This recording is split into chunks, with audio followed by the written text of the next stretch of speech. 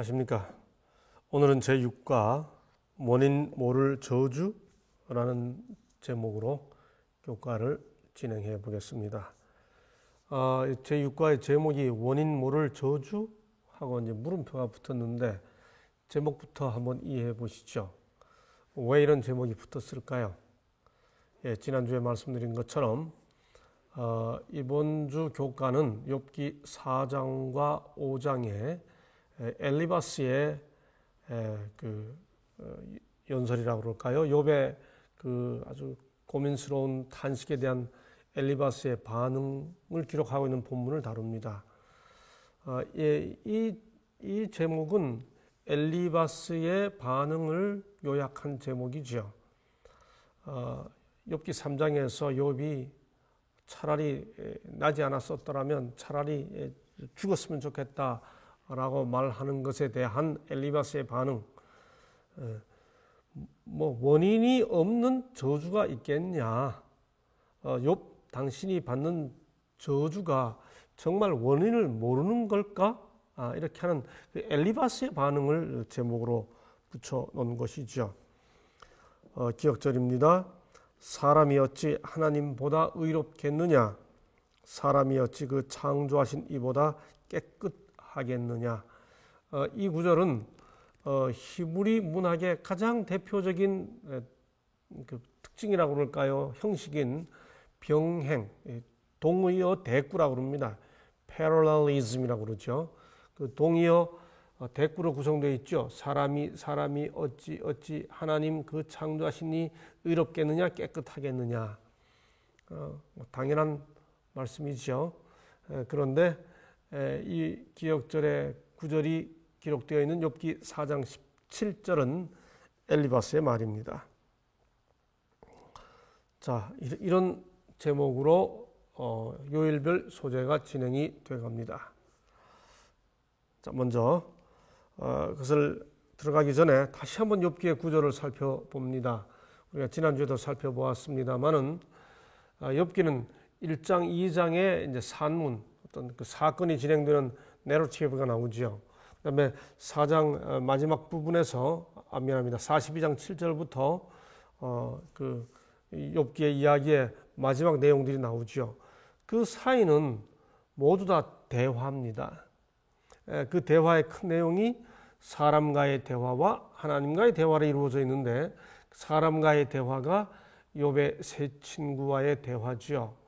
우리가 지금 그 중에 세 라운드가 진행이 되는데 그 중에 첫 번째 라운드인 3장부터 14장 이게 이제 엘리바스, 빌닷, 소발과 욥이 한 번씩 주고받습니다. 그 중에서 우리가 3장, 7장의 본문을 지난주부터 연구하고 있는데 욥과 세 친구 사이의 3라운드 대화 중 제1라운드인 3장부터 14장 그 중에서 3장, 7장의 본문이 3장은 욥의 탄식, 4장, 5장은 엘리바스의 말, 6장, 7장은 욥의 대답입니다. 글쎄요, 우리 교과 저자가 이 장의 순서대로 교과를 구성하지 않고 지난 5과에서 3장과 6장, 7장에 욥의 말을 묶어놓은 본문을 가지고 욥의 마음을 먼저 살펴보고 오늘 4장, 5장에서 엘리바스의 말을 가지고 집중적으로 살펴보게 됩니다. 욥의 탄식에 대한 엘리바스의 반응, 엘리바스의 반응에 대한 욥의 또 대답, 이런 순서로 하지 않은 교과 저자, 이 교과 해설의 이 교과의 저자의 의도는 어차피 우리가 이 열세 안식일에 이 욥기 전체 장을 다 순서대로 다룰 수 없기 때문에 이렇게 욥의 사상을 또 집중적으로 모아서 하고 그 친구들의 말을 또 집중적으로 모아서 하기 위해 대표적으로 첫 번째 말인 엘리바스의 말을 집중적으로 분석하게 됩니다. 먼저 일요일 소지입니다. 중요한 질문들. 미리 말씀드립니다만 솔직한 제 느낌으로는 오늘 이 엘리바스의 말을 분석하는 이 4장, 5장을 이해하는 이 교과에 왜 이 일요일 소재가 들어가 있는지를 제가 잘 모르겠습니다. 더 정확히 말씀드린다면 이 일요일 소재 이 부분은 지난번 그 욥의 탄식 부분에서 다루었으면 훨씬 더 문맥에 어울리는 내용입니다. 여하튼 이 교과 내용이 그렇게 다루고 있으니까 한번 또 요약해 보겠습니다. 욥기 1장 2장은 아주 의미가 깊죠. 우리가 천체망원경으로 많은 우주를 살피고 있지만은 우리는 그 욥기 1장 2장이 묘사하고 있는 그 하늘 궁정의 그 내용까지는 아무리 천체망원경일지라도 들여다보지 못하죠. 특별히 욥기 1장과 2장은 하늘과 땅이 얼마나 밀접히 연관되어 있는지를 보여줍니다. 그렇게 1장 2장이 설명되고 난 다음에 3장부터는 1장 2장 이후는 그야말로 대화뿐입니다. 이 교과 책의 표현대로 하면 KBS 토론회를 보는 것 같아, TV 토론회를 보는 것 같다, 뭐 이런 표현을 했죠. 예, 그게 아무런 사건, 사람들이 오고 가고 어떤 액션이 있고 뭐 이런 게 아니고 이렇게 말하고 저렇게 말하고 이렇게 서로 말하고 또 말하고 하는 이 대화만 기록되어 있습니다. 그리고 그 토론 참가자는 욥과 친구들이고 주제는 신학, 고통, 철학, 신앙, 생명과 죽음 등의 이야기들이 쭉 전개되어 가고 있죠. 그러면서 이 일요일 소재는 시련을 당한 욥의 상황을 다시 한번 이게 되새기면서 그 시련의 의미를 한 번 더 요약해 놓습니다. 축복은 시련의 모습으로 변장하여 온다. 이 교과의 내용, 이 문장이 참 좋습니다. 그것은 우리를 하나님께로 돌아가게 하거나 그분께로 우리를 인도한다. 삶이 위기의 순간을 맞을 때 하나님께 돌아갔다거나 처음으로 그분께 굴복한 사람들의 이야기를 들어봤을 것이다. 우리가 위기를 맞을 때 하나님 앞에 굴복하지요. 때로 혹독하고 끔찍한 시련도 시간이 지나면 선을 위해 사용될 수 있음을 볼 수 있다. 그러면서 시편 119편 67절과 71절이 인용되어 있습니다. 그 전체 구절이 인용되어 있습니다만 고난이란 단어가 등장하는 구절, 두 구절만 제가 인용했습니다. 고난 당하기 전에는 내가 그릇 행하였더니 이제는 주의 말씀을 지키나이다. 고난 당한 것이 내게 유익이라. 이로 인하여 내가 주의 율례를 배우게 되었나이다. 예, 살아가면서 우리는 다양한 어려움을 겪습니다. 그 어려움이 나를 파괴하지 않도록 하고 오히려 그 고난을 통해 내가 유익을 얻도록 고난 당한 것이 내게 유익이라.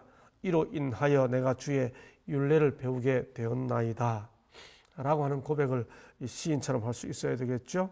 예, 그래서 이 일요일 소재의 묵상으로 이런 문제를 던져줍니다. 과거의 시련이 결국 그대의 삶에 유익을 주었던 경험은 한 다음에 다시 교과의 문장이 참 아름답습니다. 제가 그래서 그대로 옮겼습니다. 확실히 시련과 고통은 우리를 일상에서 새로운 인식의 지평으로 인도합니다. 세상을 바라보는 이해의 폭이 넓어지고 삶을 더욱 깊이 있게 성찰합니다. 외적인 행동은 유연해지며 내면은 더욱 단단해집니다. 시련을 극복한 사람들은 흔히 다른 사람을 돕기에 적합한 축복의 통로가 될 수 있습니다. 예. 그리고 시대의 소봉 471쪽 욥의 역사는 고통은 사탄에 의해 가해진 것이며 자비의 목적을 위해 하나님에 의해 이용되었음을 보여주었다.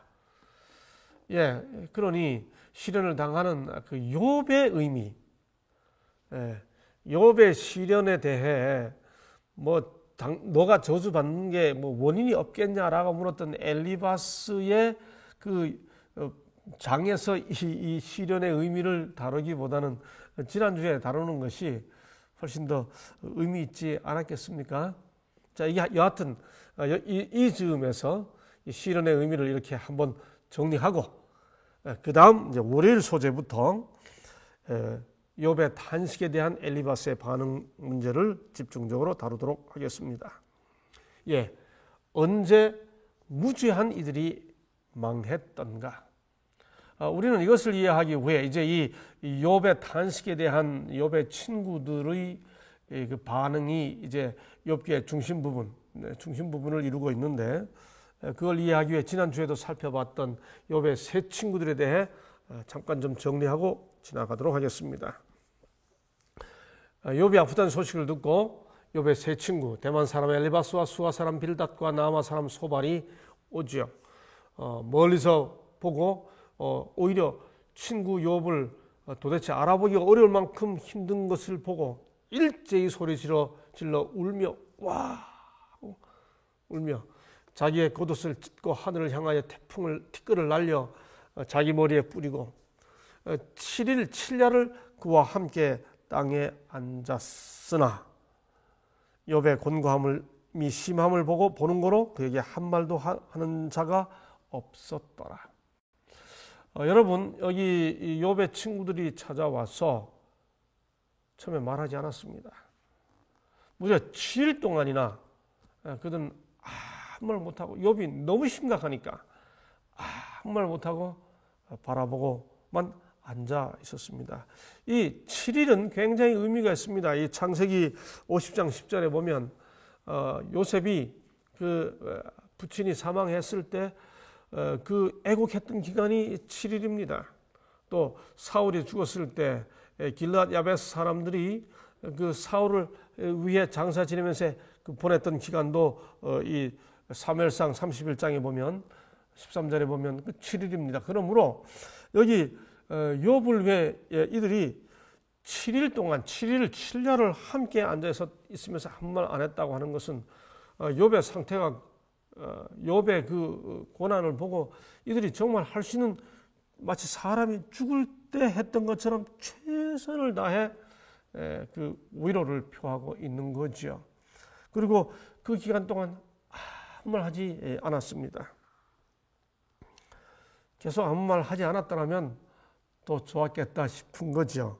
자, 우리가 성경을 살펴보게 되면 이 욥의 세 친구는 욥기 15장 10절에서 엘리바스가 이 세컨드 라운드, 두 번째 라운드가 시작되는 중에 엘리바스가 한 말에 의하면 이 세 친구들이 다 욥보다 나이가 많습니다. 그때 엘리바스가 뭐라고 말하는가 하면 우리가 머리도 씌었고 아마도 자기 자신을 가리키는 것 같습니다. 내 아버지보다도 더 연장자다, 뭐 이런 말을 합니다. 그러므로 이 세 사람이 다 욥보다 연장자이었을 거고요. 그들이 또 욥기 2장 11절에 보면 욥을 만나러 올 때 서로 상약하여, 서로 약속하여 그렇게 표현됩니다. 그러니 그들끼리 서로 다 잘 알고 있었고요. 무엇보다도 욥의 친구였다는 사실, 동방에서 가장 큰 자라고 했던 욥의 친구라고 하는 사실을 통해, 그리고 욥과 함께 뭔가 깊은 신학적, 철학적 인생관에 대해서 이렇게 토론하고 있는 모습을 보면 상당한 학식과 또 재물을 겸비한 자들이었음을 알 수 있습니다. 무엇보다도 그들은 히브리 신앙을 가지고 있던 사람들입니다. 우리가 이미 지난주에 살펴본 것처럼 욥이 이렇게 친구들이 와서 7일 7야를 함께 지낸 다음에 3장에 보면 욥이 먼저 이야기를 시작하죠. 이 친구들 참 고마운 친구들입니다. 친구 욥의 고통에 침묵으로 동참하는 세 친구의 우정입니다. 7일 동안 7일 7야를 정말 아무 말 하지 않고 그 고통당하는 친구와 함께 해주는 이 세 사람, 정말 소중한 친구들이죠. 아마도 그것이 욥의 마음을 움직인 것일까요? 친구들이 거기 있었기 때문에 들어줄 사람이 있으니, 그러니 욥이 말할 수 있었죠. 그래서 욥이 먼저 말합니다. 아마도 들어주는 친구들을 의지하고 욥이 말했을 겁니다. 침묵으로 고통을 감당하던 욥이 친구들과 함께한 지 7일 만에 신음을 내뱉죠. 그게 바로 3장입니다. 그런데 이 3장에 기록된 욥의 신음을 듣고 보인 반응, 그 친구들의 반응, 엘리바스의 반응, 그게 바로 4장 5장이죠. 여러분, 그러므로 전체적으로 이 욥기 4장 5장을 우리가 이해할 때 욥기 2장의 친구들의 마음과 4장에서부터 시작되는 이 욥의 친구들의 마음이 그 욥기 3장을 가운데로 두고 욥의 이야기를 들은 후라고 하는 사실을 생각하면 아무 소리 안 하고 있던 그 7일 동안의 욥의 친구들의 마음하고 3장에서 욥의 이야기를 들은 이후에 반응하는 욥의 친구들하고는 뭔가 그들의 심리가 좀 다르다는 것을 염두 둘 필요가 있습니다. 여하튼 세 친구 중에서 엘리바스가 제일 먼저 말하는 것으로 보아 그가 가장 연장자였을 가능성이 대단히 높죠. 자, 이제 그 엘리바스가 하는 말을 한번 살펴봅시다. 4장 3절 6절입니다. 이게 잘 보십시오. 내용을. 전에 내가 여러 사람을 교훈하였고 손이 늘어진 자면 강하게 하였고 넘어져 가는 자를 말로 붙들어 주었고 무릎이 약한 자를 강하게 하였거늘 이제 이 일이 내게 임함에 내가 답답하여 하고 이 일이 내게 당함에 내가 놀라는구나. 내 의뢰가 경외함에 있지 아니하냐. 내 소망이 내 행위를 완전히 함에 있지 아니하냐. 여러분 이 말 이렇게 자세히 읽어보니까 벌써 이 엘리바스가 말하는 그 엘리바스의 그 심사라고 그럴까요? 그 심리가 전달되죠. 욥이 말하는 걸 듣고 이 엘리바스가 속이 좀 틀어졌습니다. 동정하던 7일 동안에 침묵하던 엘리바스하고 지금 이 욥의 말을 듣고 난 이후에 엘리바스의 심사가 좀 달라요. 그가 말을 어떻게 시작합니까? 욥의 과거와 현재를 비교하는 것으로서 시작하는 거죠. 전에 네가 고난을 당하지 않을 때는 그럴 때 네가 그 사람들 다 도와주지 않았느냐. 그럴 때 그렇게 하면 안 된다 하고 손이 늘어진 자를 강하게 했고 또 넘어져 가는 자를 말로 붙들어주고 무릎이 약한 자를 강하게 했었는데 이제 네가 이런 일을 당하니 네가 답답하게 생각하냐? 이 일이 내게 당함에 내가 놀라냐? 내 의뢰가 경외함에 있지 아니하냐? 네가 하나님 믿는다고 그러지 않았냐? 내 소망이 내 행위를 완전히 함에 있지 아니하냐? 이럴 때 네가 잘해야지. 뭔가 지금 이전에 과거의 욥과 현재의 욥을 비교해 가면서 너 옛날하고 다르네. 막상 네가 어려움을 겪으니까 이런 뉘앙스를 가지고 지금 이야기가 시작이 되고 있는 거죠. 이 말 속에는 이미 욥을 향한 어떤 그 동정심이 기본적으로 발화가 돼서 동정심에 근거해서 이 말을 시작하는 게 아니라 얘가 지금 고통을 당하더니 좀 달라졌네. 뭐 이런 느낌을 가지고 지금 이야기하고 있는 것이죠. 그러면서 이어지는 구절에서 이렇게 말합니다. 어쩌면 엘리바스는 좀 점잖은, 이 교과책에는 엘리바스가 점잖다고 이야기했는데 글쎄요, 제 느낌에는 상당히 이렇게 좀 그 분이 이미 잃었습니다. 뭐 좋게 표현하면 의분일 자기 신앙과 신학에 의한 의분일 수 있고요. 그러면서 욥을 이렇게 이야기하죠. 생각해 보라. 죄 없이 망한 자가 누구인가? 뭐 시작하자마자 너 옛날하고 다르네. 막상 일을 당하니까 이렇게 한 다음에 곧바로 죄 없이 망한 자가 누구인가? 정직한 자의 끊어짐이 어디 있는가? 이 말을 바로 시작하는 것으로 봐. 엘리바스가 말은 점잖게 하는지 몰라도 마음은 점잖하지 않은 것 같습니다. 내가 보건대 악을 밭 갈고 독을 뿌리는 자는 그대로 거두나니 이런 심한 말이 어디 있습니까? 지금 고통당하고 있는 사람에게. 다 하나님의 입 기운에 멸망하고 그 콧김에 사라지느니라. 이게 무슨 뜻입니까? 도덕적 인과율을 욥에게 적용해서 죄 없이 망한 자. 너 지금 이런 일을 겪고 있는데, 지금 엄청난 일을 겪었는데 죄 없이 망한 자가 누구인가? 보세요. 조금 전까지는 내가 내게 임함에, 내게 당함에 이렇게 이야기했었죠. 내 소망이 내 행위를 이렇게 딱 욥을 이렇게 지목하면서 2인칭으로 말했는데, 지금은 딱 이렇게 뭐 남의 이야기하듯이 일반적 뭐 원리를 이야기하듯이 인용해가지고 죄 없이 망한 자가 누구인가? 온 세상이 다 이렇지 않냐? 아주 일반적 어떤 원리를 가지고 욥의 지금 고통을 당하고 있는 욥에 대해 너도 그러므로 죄 있어서 이런 일을 당한 거야. 이렇게 말해주고 있는 겁니다. 이런 표현은 너 죄 있어 라고 하는 말보다 어쩌면 더 강한 표현이죠.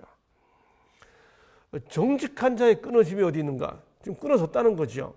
너가 정직하지 않으니까 이런 일을 겪지. 이제 이런 표현이 있죠. 여러분, 이거 사실 지독한 이야기입니다. 욥에게 막 콕콕 찌르는 말이죠. 막 상처난 데다 소금 팍팍 뿌리는 그런 느낌이 드는 표현이죠.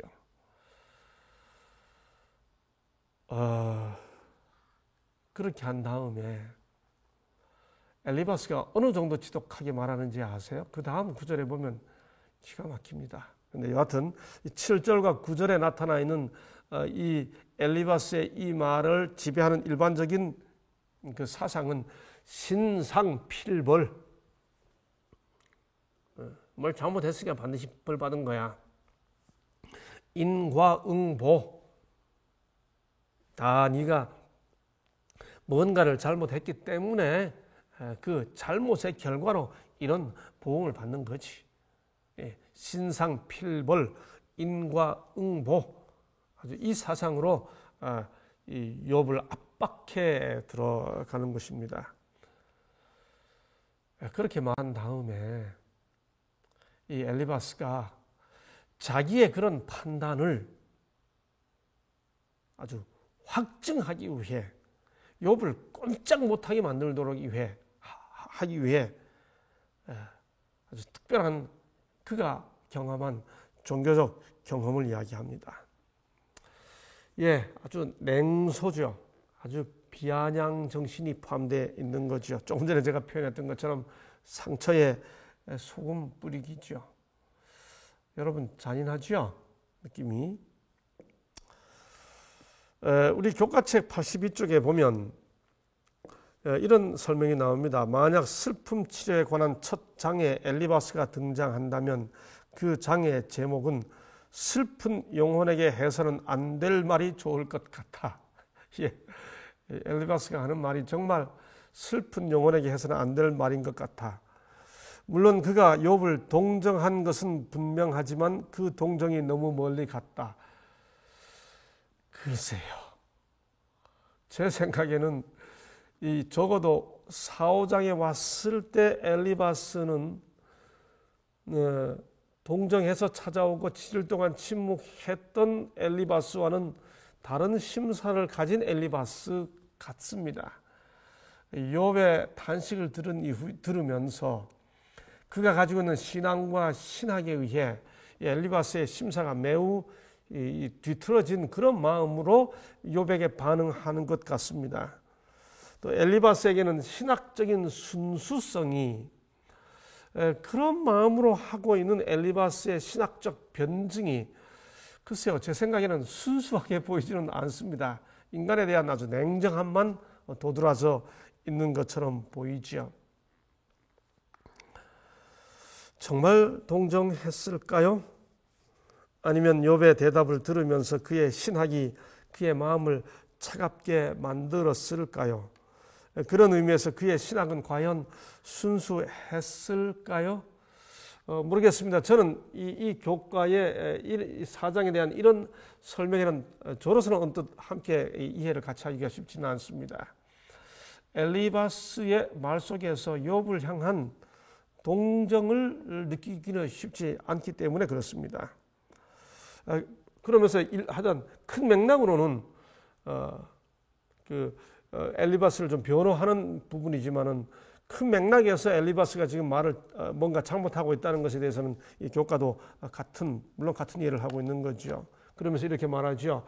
고통을 겪고 있는 사람에게 당신이 이런 고통을 겪는 것은 당신 탓입니다. 왜냐하면 하나님은 공의로우시기 때문입니다.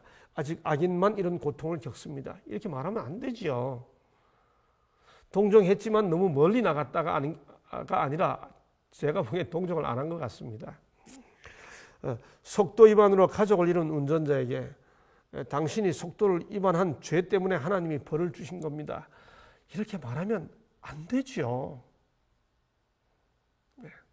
이건 동정이 너무 멀리 나간 동정이 아니라 이건 동정이 아닌 거죠. 정말 어떤 의미에서는 동정이 아니라 잔인한 것입니다. 엘리바스는 그런 자기의 말을 강화하기 위해 자신의 신비한 종교 체험을 소개합니다. 먼저 자기가 너가 이렇게 말한 다음에요. 그 다음에 일반적인 원리를 가지고 세상에 죄 안 짓고 벌 받는 사람이 있냐 이렇게 말한 다음에 그 다음에 거기서 한 단계 더 나아가지고 내가 이런 경험을 했는데 하고 신비한 자기 종교 체험을 이야기합니다. 그게 뭔가? 자기의 본인의 신비한 종교 체험 과정을 소개하지요. 무슨 말씀이 내게 가만히 임하고 그 가는 소리가 내 귀에 들렸었나니 그 사람이 깊이 잠들 때쯤 하여서니라. 내가 그 밤에 이상으로 하여 생각이 번거로울 때 두려움과 떨림이 내게 이르러서 모든 골절이 흔들렸었느니라. 신비 체험의 그 공통점 중에 하나가 두려움이죠. 떨림이죠. 신을 만나고 하나님을 만나고 신의 임재 앞에서 죄된 인간들이 꼬꾸라지고 다니엘도 그렇게 하지 않았습니까?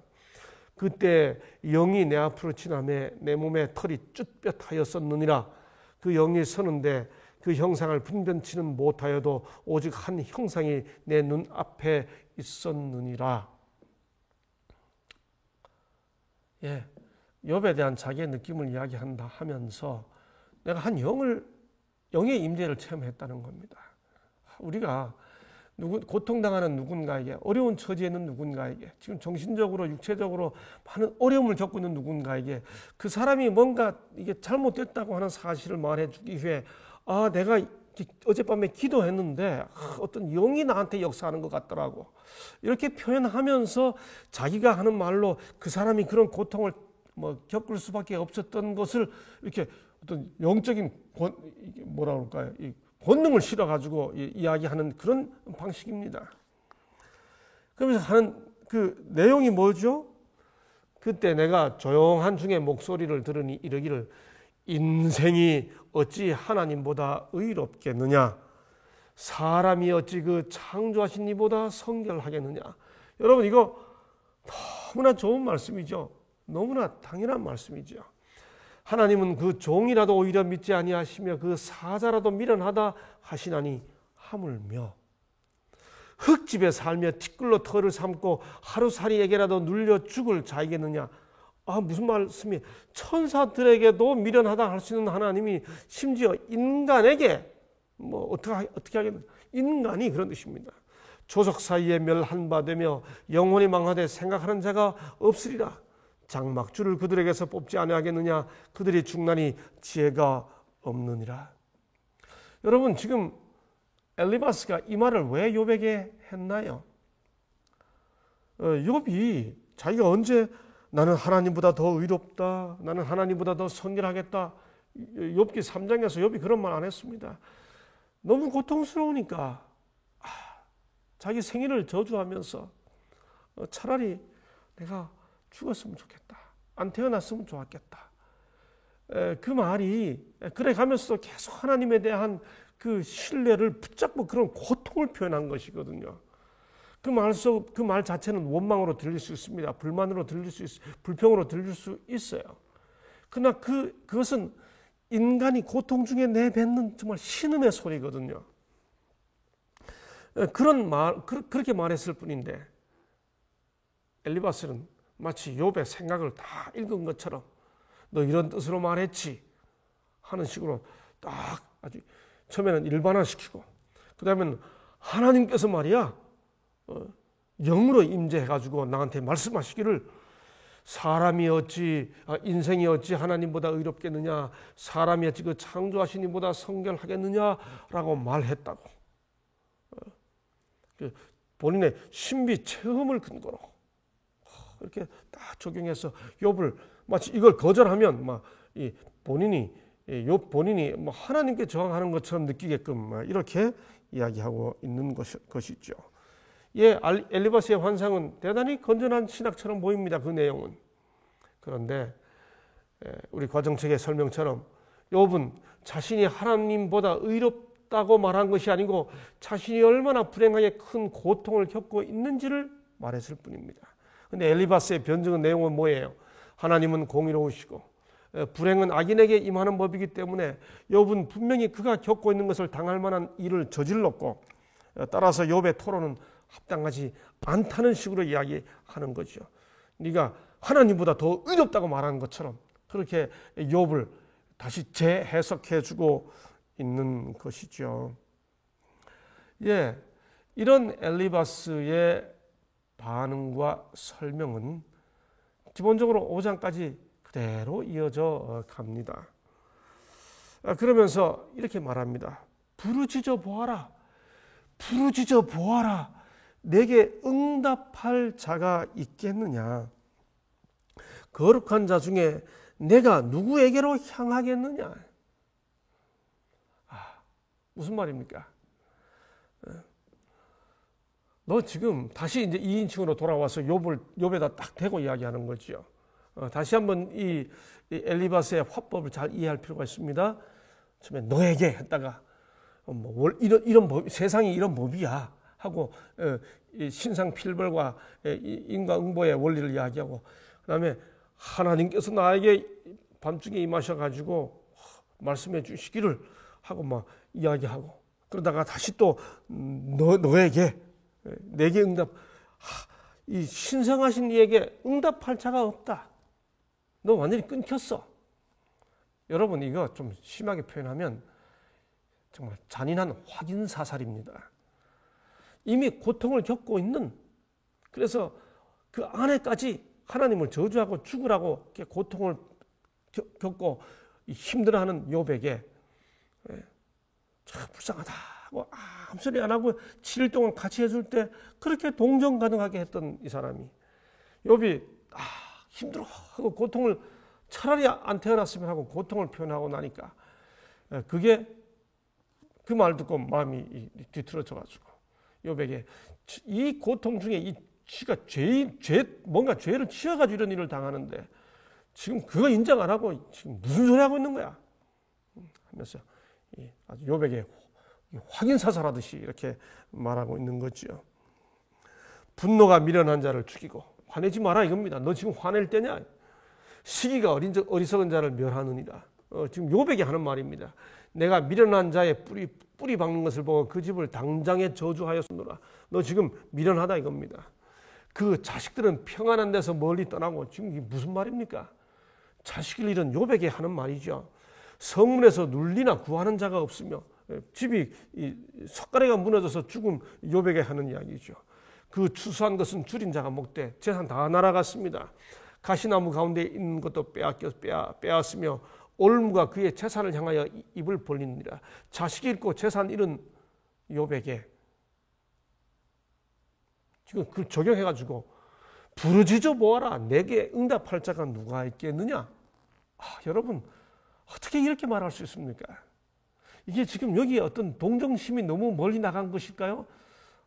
글쎄요. 제가 볼 때는 동정은 했는데 너무 멀리 나간 것이 아니라 정말 지독하게 잔인합니다. 재앙은 티끌에서 일어나는 것이 아니요 고난은 흙에서 나는 것이 아니라 이게 뭐 이유 없이 나는 줄 아냐? 뭐 흙에서 이런 재앙이 나오냐? 네가 다 사람으로서 이런 재앙을 받을 만한 짓을 했으니 당신이 지금 이런 일을 겪고 있지. 뭐 그런 의미입니다. 그러면서 뭐라고 말합니까? 여러분 이건 정말 욥을 힘들게 하는 말입니다. 두 번째 문단입니다. 나 같으면 하나님께 구하고 내 일을 하나님께 의탁하리라. 하나님만 믿고 사는 지금 하나님만 믿고 이 고통을 겪고 있는 욥에게 나 같으면 하나님께 구하고 내 일을 하나님께 의탁하리라. 이게 무슨 뜻입니까? 욥, 너 보니까 지금 하나님께 버림받았고 너 지금 보니까 하나님 믿는다고 했는데 너 지금 하나님 제대로 안 믿고 있구나. 그 말입니다. 그러면서 하나님에 대한 소개를 다시 설명합니다. 욥에게. 하나님만 믿고 지금 이걸 견디고 있는 욥에게 하나님은 이런 분이야 하고 소개합니다. 하나님은 낮은 자를 높이 드시고 슬퍼하는 자를 흥기시켜 앉아있는 곳에 있게 하시느니라. 하나님을 굉장히 높이는 것 같죠. 낮은 자를 높이 드시고 이게 무슨 말입니까? 욥 교만하지 마. 지금 그 말입니다. 고통당하는 욥에게 너 지금 교만한 거야. 그 말입니다. 슬퍼하는 자를 흥기시켜 안전한 곳에 있게 하시느니라. 지금 너 죄 때문에 슬퍼하고 회개하지 않고 있구나. 그 말입니다. 하나님은 괴율한 자의 괴교를 파하사. 예. 욥 너 지금 괴율을 하겠다. 그 말입니다. 그 손으로 하는 일을 이루지 못하게 하시며 간교한 자로 자기 괴율에 빠지게 하시며 사특한 자의 계교를 파하게 하느니라. 하나님은 곤비한 자를 그들의 입의 칼에서 강한 자의 손에서 면하게 하시나니. 하나님, 이게 얼마나 말이 하나님 이런 분이시죠. 하나님은 이렇게 하나님에 대해서 이야기하면서 나 같으면 이런 하나님께로 돌아가겠다. 욥에게 지금 이렇게 말하고 있는 거죠. 하나님만 믿고 이 고난을 지금 고통을 견디고 있는 욥에게 나 같으면 하나님께 구하고 내 일을 하나님께 의탁하리라. 하나님은 이런 분이다. 너 지금 하나님도 제대로 안 믿고 하나님도 모르고. 여러분, 이거 정말 이 엘리바스의 신학과 이 엘리바스의 신앙이 이 하나님을 이렇게 믿고 있는 이 엘리바스의 이 신앙과 신학이 정말 순전한 신학일까요? 그러면서 성급한 결론을 내립니다. 그게 바로 5장 17절부터 27절까지입니다. 볼지어다 하나님께 징계받는 자에게는 복이 있나니. 여러분, 우리 욥기 1장 2장 우리 공부할 때 함께 살펴보셨죠? 하나님이 징계하지 않으셨습니다. 사단이 까닭 없이 하나님을 충동했습니다. 하나님은 욥을 믿었기 때문에 그가 어떤 경우에도 하나님에 대한 신뢰를, 믿음을 저버리지 않을 것이라고 하는 사실을 우주 앞에 대정투적 차원에서 증명하기 위해 하나님께서 사단에게 단계를 따라 허락하셨죠. 그런데 마치 죄를 지어서 하나님께서 징계하신 것처럼 이야기하면서 볼지어다 하나님께 징계받는 자에게는 복이 있나니 그런즉 너는 전능자의 경책을 없인 여기지 말지니라. 하나님은 아프게 하시다가 싸매시며 상하게 하시다가 그 손으로 고치시니. 여러분, 이거 굉장히 맞는 말 같습니다. 우리 교과책이 제시해 주는 것처럼 성경에 이와 유사한 사상 여러 구절이 이렇게 있습니다. 다 제시해 줬죠, 교과책에서. 그런데 이런 일반적 성경적 원리들을 지금 실존적 상황 속에 있는 욥에게 지금 하나님만 바라보고 원인을 모른 채 고통당하고 있는 욥에게 이래서 네가 고통을 당하는 거야 라고 적용하는 그 엘리바스의 태도, 그 신학. 거듭 교과책도 말하고 있는 것처럼 엘리바스의 문제는 말 자체만으로 구분해서 보면 틀린 게 아닙니다. 그 동기와 그 말을 적용하는 상황과 어디다가 어떻게 말해야 하는지 틀린 거죠. 정말 내용은 맞는지 몰라도요, 그걸 그 상황에다 적용하는 엘리바스의 신학은 말 자체가 순전했는지 몰라도 그 상황에다 그 말을 적용하는 것은 순전한 게 아니죠. 예를 들어 우리 교과책도 이런 비유를 이렇게 예를 들어놨습니다. 성경은 명백히 사람의 행위는 됨됨이의 결과임을 분명하게 가르친다. 우리가 살면서 경험하는 일의 대부분이 우리 자신의 사상과 행위의 열매이다. 여러분, 지금 이 정확한 이 진술을 지금 이 상황을 겪고 있는 욥에게 적용한다면 딱 엘리바스의 말을 뒷받침하는 말이 되는 거죠. 사람의 행위는 됨됨이의 결과임을 분명하게 가르친다. 우리가 살면서 경험하는 일의 대부분이 우리 자신의 사상과 행위의 열매이다. 보편적 원리예요. 근데 그걸 지금 원인을 모르고 이런 일을 겪게 된 욥에게다가 적용하게 되면 그것은 욥을 살리는 동정의 권면이 아니라 욥을 죽이는, 욥을 고통스럽게 하는 무기가 되는 거죠. 그래서 어떤 신학자들은 이렇게 표현합니다. 엘리바스의 이 설명을 지당한 말씀의 차가운 적용. 참 정말 좋은 요약이죠. 제가 이런 그 설명에 좀 뭐라 그럴까요? 좀 이렇게 원용해가지고 제가 좀 표현을 바꿔봤습니다. 따뜻한 진실에 대한 잔인한 왜곡. 네, 어떤 의미에서 이 엘리바스의 이 말은 진리와 진실의 이름으로 행사하는 폭력이죠. 정확한 내용을 가지고 사람을 살리도록 쓰지 않고 사람을 죽이도록 쓰는 진실의 폭력 혹은 진리의 폭력이죠. 예, 그 비슷하다 그럴까요? 말은 옳은데 오히려 사람을 좌절시키는 한 예로 교과책에는 없지만은 내용을 보면서 제가 떠올라서 이런 예를 들어봤습니다. 사무엘상 28장에 보면은 사울이 엔돌에 신접한 여인을 찾아가죠. 그리고 술법으로 사무엘을 끌어올려서 사무엘을 만나죠. 그때 그 술법으로 사무엘이 올라옵니다.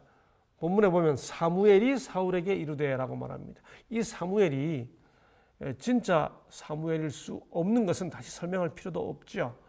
우리가 사무엘상 본문에 보면 이미 사무엘이 이때 죽었습니다. 그리고 저 사무엘상 앞부분에 보면 사무엘이 죽을 때까지는 다시 사울을 만나지 아니하더라. 그 사울이 제사 지낸 다음에 그 마지막 구절에서 그렇게 언급하고 있지 않습니까? 악한 영이 지배하던 사울을 죽은 사무엘이 올라올 리가 없죠. 우리는 사후의 그 정확한 진리를 알고 있지 않습니까? 이 사무엘은 그야말로 강신술의 고대 강신술의 아주 전형적인 예입니다.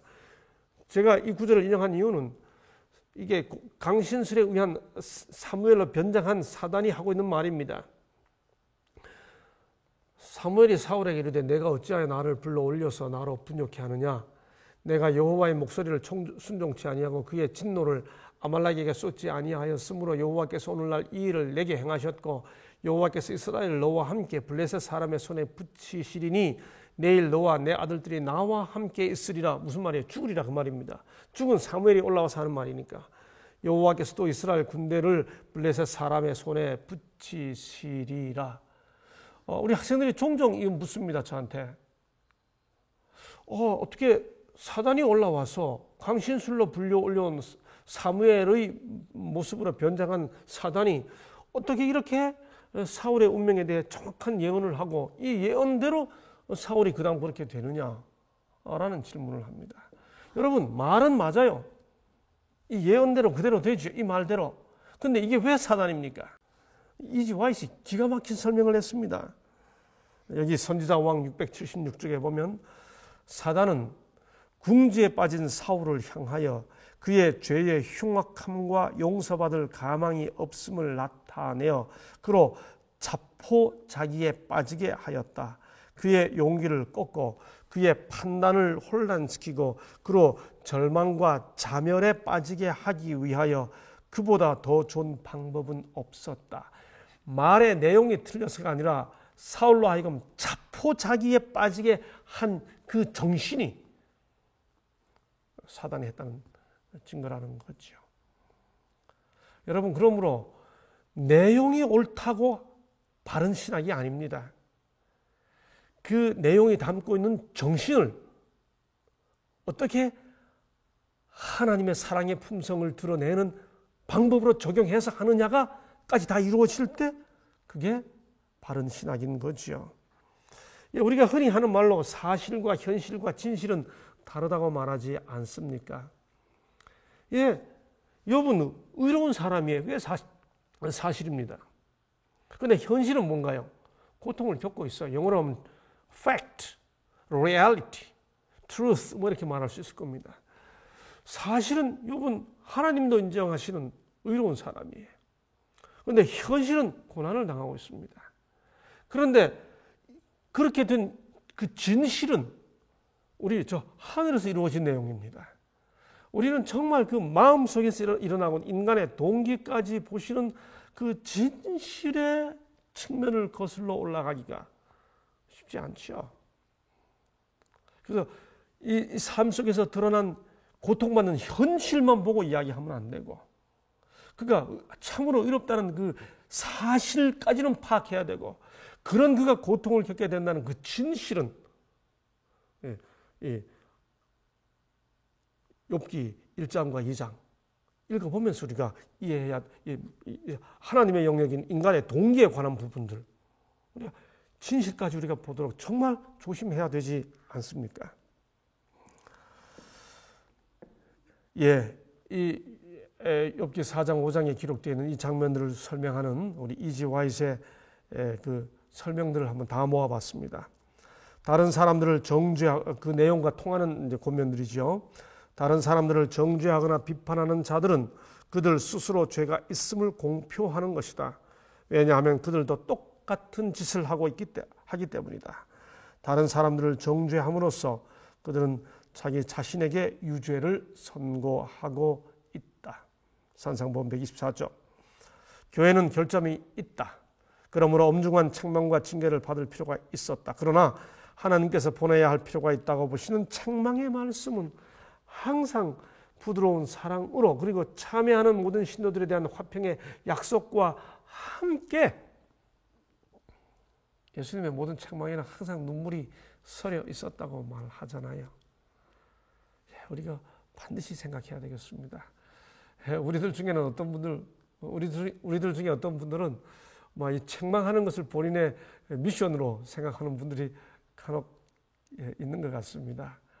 우리 함께 이런 실수 범하지 않도록 내 동기를 다시 한번 하나님 앞에서 점검하면서 기도해야 되겠죠. 많은 사람들은 그들이 하나님의 자비와 그분의 위대한 사랑을 나타내는 일에 완전히 실패하고 있으면서도 하나님의 공의를 나타내고 있는 것으로 생각한다. 공의를 세우기 위해서 이렇게 해야 된다고. 하나님의 위대한 자비와 사랑을 나타내는 일에 완전히 실패하면서 이게 원칙을 세웁니다. 다른 사람들 다 힘들게 하고, 뭔가 동정 베풀고 사랑 베풀려고 하면 이게 원칙이 가만히 보면 원칙이라고 하는 그 말이 자기 이기심이죠.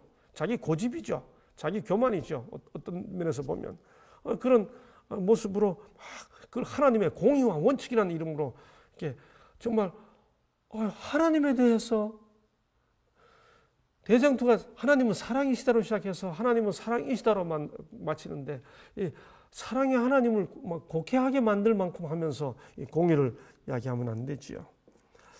죄와 죄의 모든 결과의 장본인인 사탄은 사람들로 하여금 질병과 죽음은 죄 때문에 당하는 독단적인 형벌로서 하나님에게서 오는 것으로 생각하게 하였다. 그래서 큰 고통 혹은 큰 재난에 빠진 자들은 큰 죄인으로 간주되는 짐을 더 짊어졌다. 아픈 사람한테 가서 당신이 그렇게 부절제하더니 하나님한테 벌 받았지, 이 말은 하면 안 되는 것 아닙니까? 예, 그래서 더 깊은 연구를 위해라고 하는 부분에서 엘리바스가 욥에 대해 동정심이 없었던 것은 아니다. 단지 하나님의 성품을 변호해야 할 필요성 때문에 그의 동정심이 뒤로 밀렸을 뿐이다. 어쨌든 욥은 심각한 고통을 겪고 있었다. 예, 지금까지 설명드린 것처럼 글쎄요, 정말 엘리바스가 욥에 대한 동정심이 있었을까요? 저는 아무리 읽어봐도 적어도 4장 5장에 기록되어 있는 엘리바스의 모습 속에서 욥을 향한 동정심을 찾기가 저로서는 쉽지 않습니다. 단지 하나님의 성품을 변호해야 할 필요성 때문에요? 글쎄요, 제가 보기에는 엘리바스 개인이 가지고 있는 신학적 이해에 근거해서 하나님을 옹호한다고 하는 어떤 자기 사명감은 있었겠죠. 그런 의미에서 성품을 변호해야 할 필요성을 그는 느꼈겠죠. 근데 그게 결국은 사랑의 하나님, 그러면서도 책망하시되 눈물을 흘리시는 하나님이 아니라 욥으로 하여금 좌절하게 만들려고 하는, 하나님만 바라보고 이 고통을 겪고 있는 이 욥을 너는 하나님께 버림받은 거야, 하나님한테 너 벌 받는 거야 하는 것을 확인시키는 그에게 그것 때문에 그의 동정심이 뒤로 밀렸을 것일까요? 저는 4장 5장에서 그런 부분이 잘 읽혀지지가 않습니다. 정말 고통당하는 사람에게 우리가 하나님의 공의와 진리를 옹호한다는 이름으로, 신앙의 이름으로, 진리의 이름으로, 진실의 이름으로 사람을 더 힘들게 할 수 있죠. 아까도 표현했습니다만 진실의 폭력, 신학의 폭력, 그런 것이 자칫하면 우리들의 삶 속에서 나타날 수 있는 거죠. 이게 엘리바스로 끝났으면 얼마나 좋겠습니까? 이 고통을 듣고 욥이 뭐라고 반응합니다. 지금 욥은 차라리 죽었으면 더 좋겠다는 심정을 가진 사람이에요. 너무 힘드니까. 힘듦의 표현이거든요. 그런데 뭐라고 또 반응하니까 빌닷이 나옵니다. 소발이 또 나옵니다. 그걸 한번 하고 말았습니까? 엘리바스가 또 나옵니다. 13장, 14장에서 욥이 마지막으로 이야기하니까 15장에서 엘리바스가 다시 시작합니다. 빌닷이 또 나옵니다. 소발이 또 나옵니다. 2라운드, 3라운드까지 갑니다. 도대체 이 친구들이 어떤 마음으로 이런 일을 계속 할까요? 우리 다음 주에도 이어지는 이 욥의 친구들의 이 신학과 신앙, 그들의 변증 혹은 변론 계속해서 살펴보게 될 것입니다. 오늘은 여기까지 하겠습니다. 감사합니다.